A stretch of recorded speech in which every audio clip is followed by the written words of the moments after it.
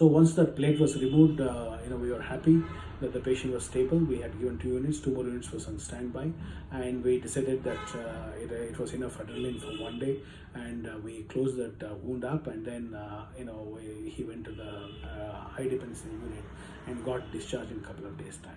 So then we had to plan for the second stage surgery, which is basically a complex hip reconstruction. So I had to do a lot of planning, what implant to use, how to use, what to do, and there were a stabular floor. I had some screws from the previous surgery.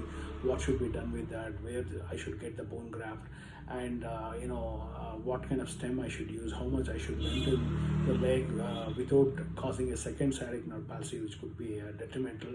Remember, this is a son of a doctor as well, so there are a lot of things going on in our mind regarding how to go about with the second surgery. And again, quite rightly, we used a bigger corporate for this because we needed a backup from the big ICUs there.